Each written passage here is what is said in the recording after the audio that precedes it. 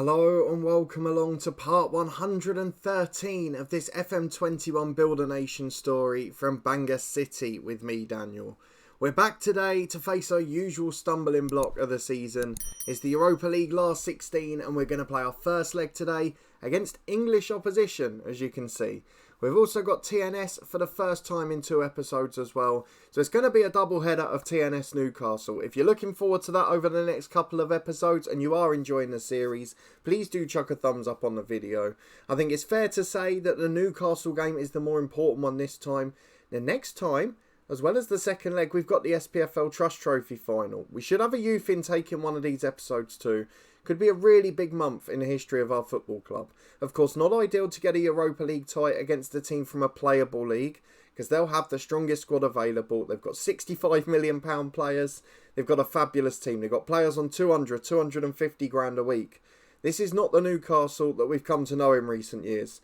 This is going to be an unbelievably hard test. So hopefully we'll be able to do well. But if you want to stay up to date with the season, subscribe down below and turn that notification bell on. You'll get alerts as daily videos released from 2 long-term stories. There's also links to all the other playlists in the eye above, as well as some Euro specials. The food channel's up there too. And then down in the description below, you can find a link to the Twitch channel where we've got regular FM streams and watch-alongs for the Euros too. But we've wrapped up the title. This first game should be a slightly easier one in the sense there's less pressure on it. We're going first team because we rested everyone against Riska in the Cup last week. You can see in the second leg of the Leipzig tie, which I'll go and show you now, we were really confident and comfortable. We were never in any danger. So I think we've done as well as we possibly can here. The first game off camera though was a 3-1 win against Airbus UK. A Kresimir Loza hat-trick in that one. We were 1-0 down at the break. It relied on a late comeback and the likes of Waters and Jones to provide heroics off the bench. We got the 0-0 draw at Leipzig, a brilliant result there. And then a 3-0 win in the Cup. Loza with a brace and Duffy with one as well. But these 5 games are going to shape our season. Not so much the first one. That's a chance for us to really put the hammer down and prove why we're champions. But the doubleheader against Newcastle in a round we've lost in the last 3 years in Europe. And in the SPFL Trust Trophy against a fellow Welsh side for the first time. It really does have the makings of a brilliant month. So let's go and crack straight on with it, shall we? We've got lower league opposition in the semi-final of the Welsh Cup as well. We've got really lucky with that draw. It looks very certain that TNS and Barrytown United will both have guaranteed European football next year. And if TNS get to the final of the Welsh Cup in the other semi-final, it will mean these top 3 places are guaranteed. So Barrytown United could be making the comeback. For now though, let's go and get our lineup done for this game. Sort of the warm-up event, a chance for these boys to get fit, a chance for them to be at their best. And the 11 we've gone for is that you've come to know and expect by now. Mackenzie's still in at centre-half. Tom Jones still the number 10 now. The 2 strikers have got their way up to 70 goals between them. The backup strike partnership to 71, largely due to Loza. But the 11 we've gone for today is George Wickens in goal. Weaver and McDonald the fullbacks with Whittaker and Mackenzie at centre-half. Lloyd, Broom, Furlong and Jones the midfield diamond. Jones has unfortunately rejected a new contract, but he is still improving and still looking a superstar. And then McKinnon and Waters up front, loads of talent on the bench. Volkley still the best trainer every single week. I'm starting to think he could become an actual wonder kid later on. And then we've got Loza, who as much as he's not improving too much in terms of attributes, has been ridiculously good in terms of league form and in the big games as well. And then also on the bench, the likes of Gwyn Morgan, continuing to just plod along and improve slowly. Pasiarek, exactly the same. I just feel like we're building our strongest ever squad. And we're doing it with more and more permanent players and more young players. So the more we can do that, the happier I'll be. But against TNS, this is a bit of a free pass. The one thing I do want to keep in mind though, is after 26 games, for the first time I believe, we've got the perfect league record. We are 6 games away from a perfect season without a single drop point. So that's where this game does become more important. Let's see if we can keep that record up with 5 to go. It's TNS v Bangor City and we'll need to be pretty good today. Newcastle's still the most important one of this episode, but it wouldn't hurt us to start proceedings with a win now, would it? Well, we're going to tell the lads to go out there and impress us. It's a decent TNS side, but they're still not the best team in the world. They're not what we expected. Warren Bell's on loan there. He's picked up a knock, of course, so he's not going to be available for these ones. But they have got Stefan Banks, who from next season will be able to play against us. Now he's signed his pre-contract. There's still Aki and Burgess on loan as well. He's not able to feature against his parent club. But the first 10 minutes have been fairly calm, and with TNS reverting to their back five to try and stifle us, I think they'll probably take this first 20 so far. Well, I don't really know what to say. 10 minutes to the break, we've had 9 shots, only hit the target once, not really looked like scoring or seen a highlight. It's been one of the most bizarre halves of football of the season. We've seen literally nothing of it. We have dominated the possession and the statistics. TNS and Barry are better sides than they were before. We're significantly better, which doesn't help them. But they are showing signs that they could be able to stifle teams in Europe, that they might be able to do well in cup competitions. And if one of them can get to the Europa Conference group stages next year, it will avoid radical action. I'm still hoping the Wales job will come up, but this warm-up event is not going to plan, so let's go and make some subs. McKinnon is going to be replaced by Loza, who is the goal-scoring machine at the moment.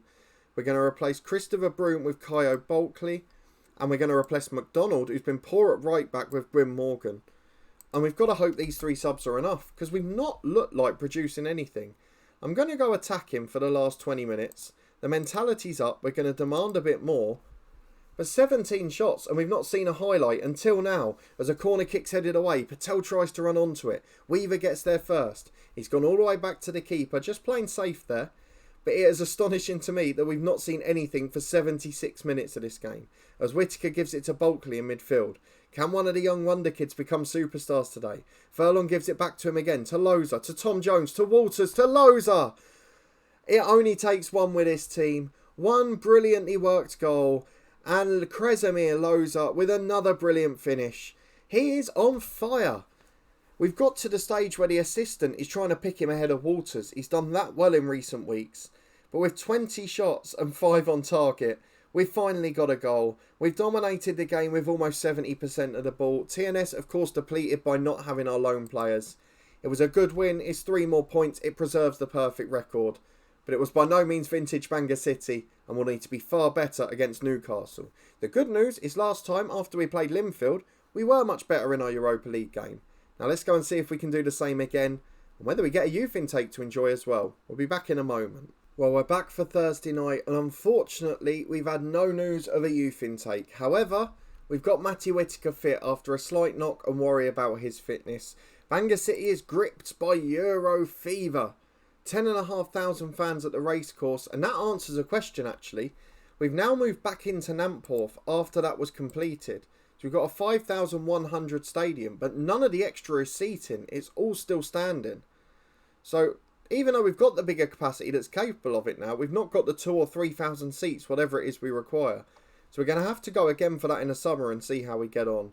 But otherwise, it's a really good start so far. But generally, it has been a really good season so far, and I'd just like to be in a position where we can break that hoodoo once. I'm not sure this is the game for it. Newcastle, if I go and show you what their side is like, they've got Maurizio Pochettino in charge. James Hayes is their star player. He is an England international. He is a world-class midfielder. He's worth 65 million. He's on 245 grand a week. That's more than our club's turnover a month. And he's earning that in a week. It is an absolutely astonishing difference between these sides.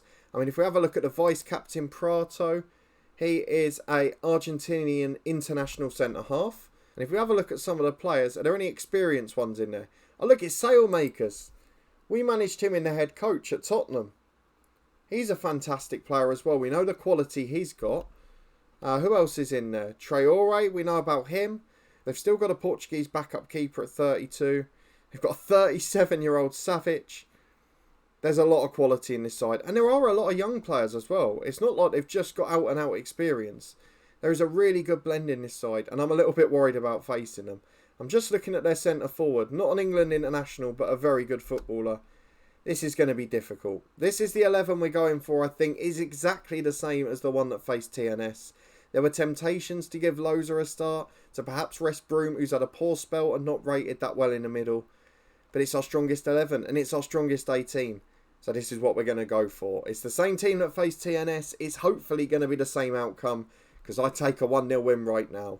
And even if we go out of this round yet again, any sort of result in one of these two legs boosts the coefficient yet again. I mean, if we very quickly go and look at that before we get into the match, because it's something I haven't shown you for a little while. Here we go. So after the Leipzig match, the year coefficient is 6.125, which is the best we've had. Now, to bear that in mind, That's 0.75 just from the last tie, because we got half a coefficient point for winning the home leg and a quarter of a coefficient point for drawing away. We've got a real opportunity to try and push up the rankings, but we have to keep pushing. We don't know if Greece and Denmark have got teams left in any of the competitions, maybe in the Europa Conference. So we need to be at our best. Let's go and get into it. It's Bangor City v Newcastle. And if we are going to get a result on the night, you'd probably fancy it to be the home leg. So let's go and see as Newcastle visit Wales whether we can shock the odds yet again.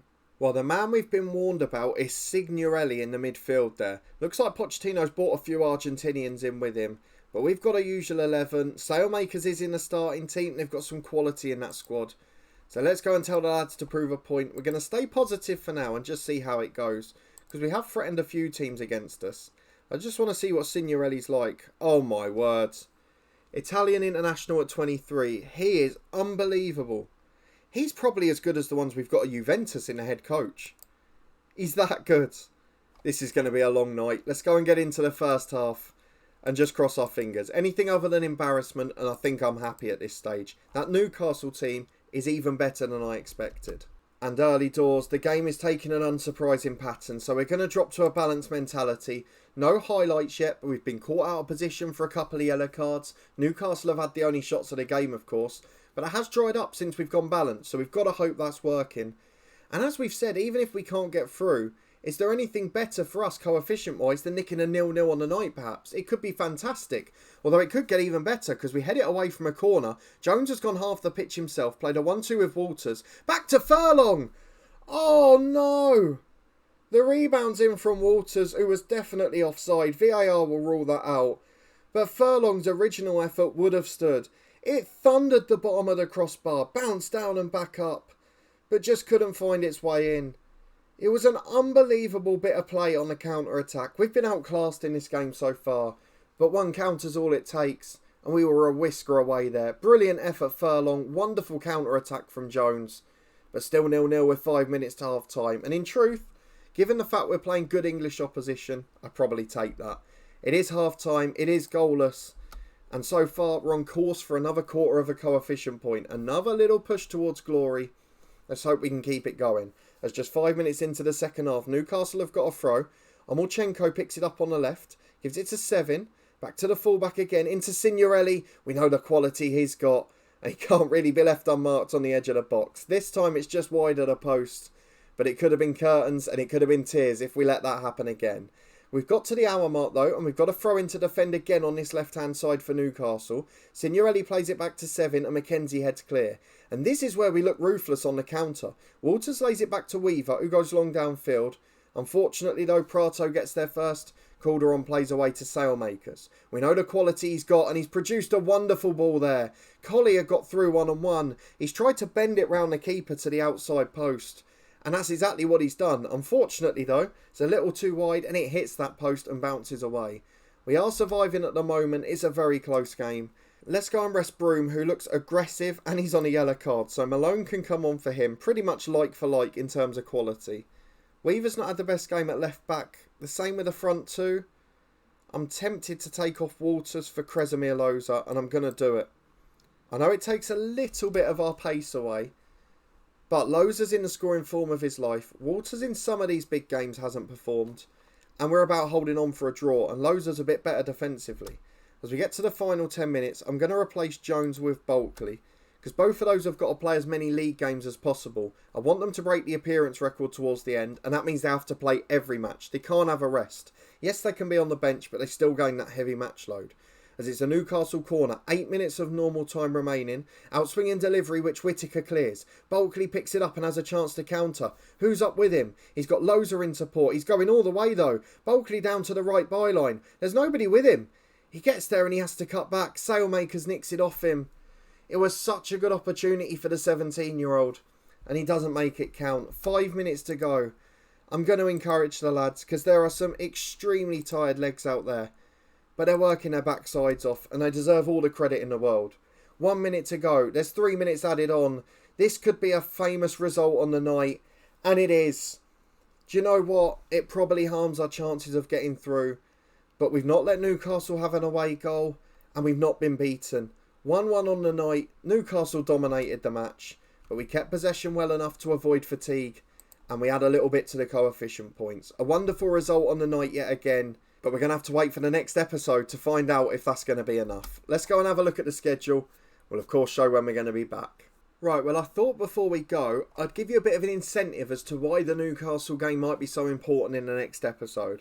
So we're going to have a look to see what the quarter and semi-final draws are for the Europa League.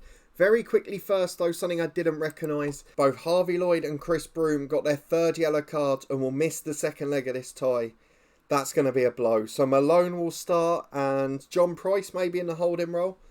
But that means we're going to have to juggle things about a bit at the weekend. Not what I was hoping for. And particularly based on the fact we've then got the Sunday Cup final as well next week. It is going to lead to a few squad selection dilemmas. But let's go and get to the more positive side, which is if by miracle we do get through, we do go to St James's and cause a shock, who are we going to get? Is Ajax or Arsenal? Arsenal won 5-1 in the first leg. Dinamo Kiev or Alaves? Napoli or Galatasaray? So Galatasaray, a side we've beaten heavily this year, we wouldn't mind that. I'd imagine Napoli will get through there though. Sevilla or Cologne, Valencia or Braga, Rangers Sporting or Porto Lyon. Imagine if we got through to the quarters and then faced Porto to knock us out yet again. Let's go and get the first teams out. Sevilla or Cologne against Dinamo Kiev or Alaves. Valencia or Braga. Bangor City or Newcastle. So it could be a trip to Valencia. It could be a trip to Braga. It was a 0-0 draw at the new Mestalla the first leg. Interesting. I reckon, and I don't want to make cast aspersions here because they've got a very good young team. I reckon we got a chance if we get Braga. I'm happy to be proven wrong, and I'm not sure we'll get the chance to do so anyway. But that's a very interesting draw. Let's go and see what the semi-final one looks like. If by miracle we get through all of those, we will be facing one of Sevilla, Cologne, Dinamo Kiev, Alaves. So I'd actually argue we've probably got the easier half of the draw there. But Newcastle's the tie, I don't think we survive. Unfortunately, if it had been the other way round, we played Braga first, or we play an Alaves or Cologne first, I think we had a better opportunity, but it wasn't to be, and we're going to fight all the way in the second leg. If we have a look at the schedule, we're going to play a heavily rotated side against Llandudno this weekend. Then we will be back this time next week for Newcastle at St James's in the second leg. It's going to be an incredible tie despite the couple of suspensions. Newcastle without a few themselves, including their England international and star player James Hayes. We're going to have that. We're also going to have the SPFL Trust Trophy final. We saw how close it was against TNS there. They are able to put up a good fight against us at the moment. And in a cup final, I'm sure they'll be giving it their all. We've also hopefully got a youth intake to look forward to then as well. It doesn't often come later than the 21st of March. But with the title wrapped up, we can really focus on these cups now. And trying to make it a domestic quadruple and possibly our best ever European season. If you want to find out if we can do that though and you did enjoy this episode, please do put a thumbs up on the video and subscribe down below. We'll have regular videos from 2 long-term stories as well as playlists with Euro specials up in the eye above. You can also find a link to the Twitch channel in the description. We've got regular live streams over there from both Football Manager and watching along Euro 2020 games too. They've been brilliant so far and I can't thank you enough for your support. You've really made them what they've been. And I've really enjoyed your company. So thank you for coming along and watching the football with me. And if you haven't already, please do go over and follow. It does make a massive, massive difference. But we'll be back for 2 big games in just a week's time or so. A big moment for Welsh football, both in terms of the SPFL Trust Trophy final and our Europa League progress. Can we continue to shock the odds though? We'll be back next time to find out.